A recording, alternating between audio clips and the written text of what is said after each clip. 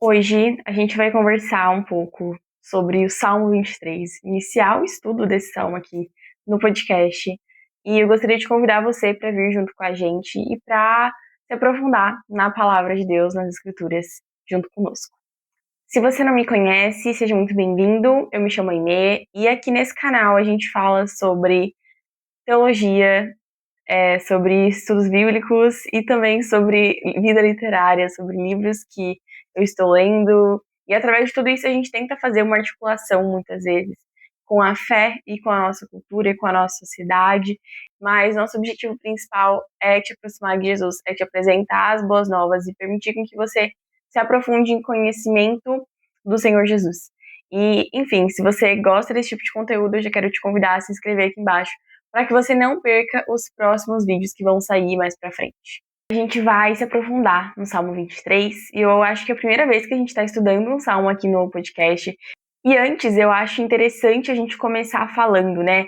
Dando um background de compreender quem foi Davi, quem foi o homem que escreveu esse salmo que é tão conhecido hoje no mundo, que é tão conhecido hoje por muitas pessoas, né?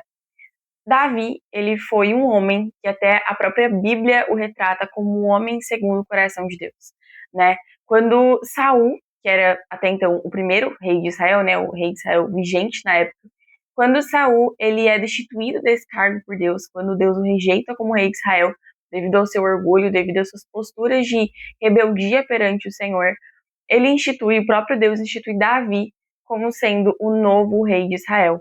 E é esse o contexto em que Davi é inserido nos versículos bíblicos. Pela primeira vez, o nome de Davi aparece nas Escrituras como o menino que, até então, né, o menino que Deus escolheu para que se tornasse o rei de Israel. Mas antes que Davi, né, muito mais para frente, Davi derrote Golias, ele também é muito conhecido por essa história, antes que ele fosse para a guerra, antes que ele assumisse o trono de Israel, Davi era apenas um pastor de ovelhas. Davi, ele era o filho caçula e era ele quem pastoreava as ovelhas do seu pai. E eu acredito que muito daquilo que Davi escreve no Salmo 23 é retrato, é reflexo daquilo que ele viveu nos campos, daquilo que ele viveu durante o período de sua vida em que ele era pastor de ovelhas. O primeiro verso desse salmo, já começando o nosso estudo de fato, vai dizer: o Senhor é meu pastor, de nada terei falta. Esse versículo em si, ele traz tantas nuances, ele nos permite tantas reflexões,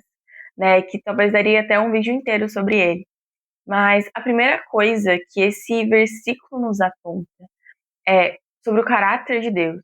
Né? O Senhor é meu pastor. E para a gente compreender o que ser pastor significa, a gente precisa olhar para o texto, no contexto em que ele foi escrito. O pastor de ovelhas, naquele período, ele era responsável por cuidar das ovelhas. Tanto das ovelhas doentes, né, que estavam de alguma forma feridas, né, de trazer cuidado e alento para essas ovelhas, como para as que já estavam saudáveis, né? Era o pastor responsável por levar essas ovelhas a um lugar que tivesse comida suficiente para elas. É importante que essas ovelhas bebessem água, então era ele que conduzia as ovelhas a um lugar que tivesse água para que elas pudessem tomar. É ele que cuidava da segurança dessas ovelhas, é ele que vigiava as ovelhas a todo tempo, né? E aqui a gente pode até colocar uma segunda característica, que era isso. Ele era responsável por cuidar a todo tempo daquelas ovelhas. Então, e muitas vezes ele podia até perder o sono por conta disso. Ele tinha que estar todo o tempo vigilante. O próprio Davi, se não me engano, no período em que ele vai enfrentar Golias, ele fala, né, que ele já enfrentou muitos leões, muitos ursos, durante esse período de pastoreio, porque ser pastor era isso. Se tinha um predador que queria pegar as ovelhas, o pastor era responsável por proteger esse rebanho. Era o pastor que tinha que guiar essas ovelhas mesmo para o caminho certo, para segurança e para saúde delas. Nesse sentido, todas essas características, né, que eram atribuídas a um pastor de ovelhas, Davi, nesse salmo, atribui ao próprio Deus. Né? É interessante até pensar que em João 10, no Novo Testamento, o próprio Cristo vai se denominar, ele vai dizer: eu sou o bom pastor. Né? O bom pastor dá a vida pelas suas ovelhas. E é muito lindo de ver como que essa narrativa bíblica é construída ao longo dos anos, ao longo do tempo, e como que o caráter de Deus, que é um caráter imutável, ele continua sendo revelado a nós ao longo da história, através desse Deus, né, que cuida, sendo esse Deus que zela por nós e nos dá tudo aquilo que nós precisamos. E o sentido desse salmo é justamente esse. Davi está dizendo, né, ao dizer, o Senhor é meu pastor, de nada terei falta, ele está dizendo que se eu tenho o Senhor, eu não preciso de mais nada. Eu não necessito de absolutamente nada. O Senhor é suficiente para mim. O Senhor é o meu pastor, o Senhor é quem direciona todos os meus passos e é quem é Senhor sobre a minha existência. Isso é algo que na nossa sociedade contemporânea nos confronta demais, porque a todo momento a gente está sendo bombardeado através das redes sociais, através de inúmeras mídias, de olha esse sapato novo, olha isso aqui que surgiu, olha esse novo lançamento de um carro, olha esse novo lançamento de... E a gente está a todo momento sendo bombardeado com novidades e com necessidades que muitas vezes não são reais, que nós não precisamos, mas que são impostas a nós, ou se apresentam a nós como uma necessidade.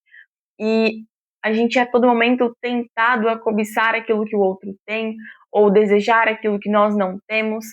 E o que nós aprendemos com Davi nesse primeiro verso é a encontrar contentamento naquilo que o Senhor é. Para além de encontrar contentamento naquilo que o Senhor já nos deu hoje, Ele deseja que a gente se contente em quem Ele é, em seu caráter. E eu, particularmente, fui muito confrontada quando eu ouvi a música 23 do Projeto Sola, que eu amo demais esse grupo. Tem uma parte da letra dessa música que eles falam: aquilo que eu não tenho, eu não preciso desejar.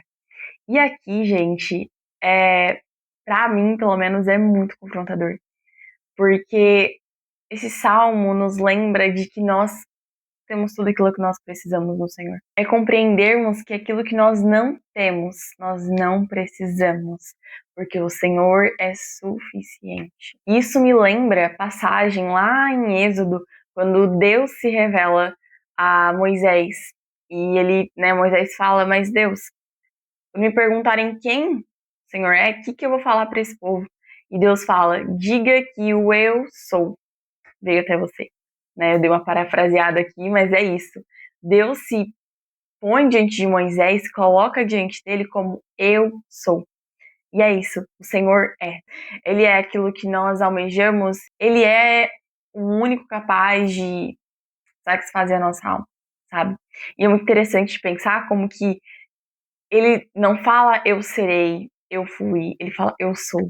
Isso nos lembra muito de como que a gente precisa estar presente. Muitas vezes a gente está pensando e sonhando, eu falei num vídeo sobre casamento relacionado a isso, como que muitas vezes a gente sonha muito mais com a ideia de um futuro, né, do que com o presente. A gente se ocupa muito mais do que ainda não está aqui, do que aquilo que está acontecendo aqui agora. Então é importante que a gente se lembre no hoje, no presente, que o Senhor é aquilo que nós precisamos, que o Senhor é tudo aquilo que é capaz de suprir as nossas necessidades. Inclusive, quando Davi fala, né, de nada terei falta, significa que a gente vai viver na abundância, que a gente vai viver, assim, na vida boa, sem passar dificuldade nenhuma? É óbvio que não, né? Mas significa que não vai nos faltar até mesmo provações, tribulações. Contudo, se nós tivermos o Senhor, Ele continua sendo aquilo que nós precisamos, em todos os momentos. Então não é sobre prosperidade financeira, não é sobre conforto nessa vida, é sobre nos contentarmos no caráter de Cristo. Isso leva tempo, isso é algo, né, processo para uma vida, por isso se chama santificação, que é uma coisa que a gente vai sendo transformado pelo Senhor, pelo Espírito Santo ao longo da nossa existência aqui na Terra, mas é algo muito profundo de se pensar, né? O próximo verso vai dizer assim, verso 2: Ele me faz repousar em pastagens verdejantes e me conduz a águas tranquilas. Restaura-me o vigor. Aqui, Davi está relatando que é o Senhor quem conduz o seu caminho. É o Senhor quem o leva para satisfazer a sua necessidade por alimentação, mas acima de tudo é o Senhor quem restaura o vigor da sua alma cansada. E falando a respeito desse processo de condução do Senhor, né, quando o Davi fala, né, me conduz a águas tranquilas, é interessante a gente pensar no contexto, voltando lá para o pastor de ovelhas, no sentido das ovelhas, né, literais, não no sentido figurado que a gente está falando aqui, que as ovelhas elas têm um senso panorâmico muito bom. E se a gente olhar uma ovelhinha, os olhos dela geralmente vão ficar aqui, não sei, mas mais ou menos aqui. Então elas têm um sentido panorâmico de visão muito bom. Mas quando a gente fala de ter noções de profundidade, aí elas não são muito boas. Os olhos delas são um pouco falhos nisso, sabe? Então, isso revela, né, que elas, de certa forma, precisavam mesmo que alguém as guiasse. Porque elas não se virariam tão bem sozinhas assim. Seria difícil. E da mesma forma, nós, seres humanos, a gente não consegue encontrar a salvação sozinhos.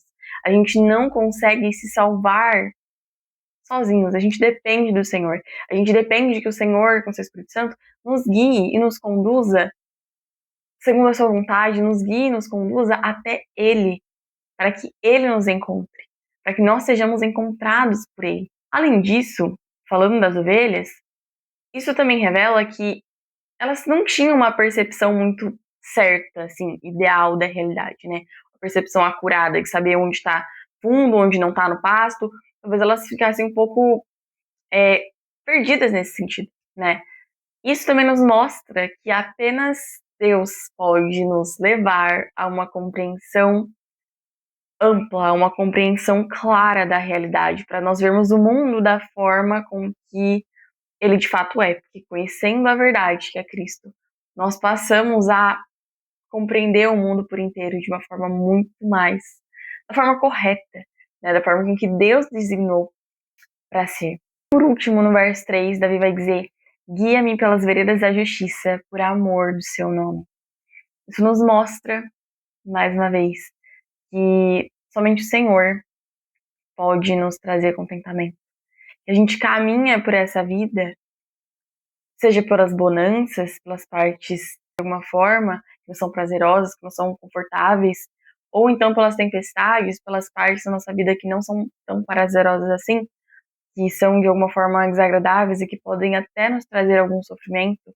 Mas a gente caminha por tudo isso, por toda a jornada na nossa vida com o Senhor, tendo o Senhor como nosso pastor, sendo Ele quem direciona o nosso caminho, sendo Ele a nossa fonte real de contentamento.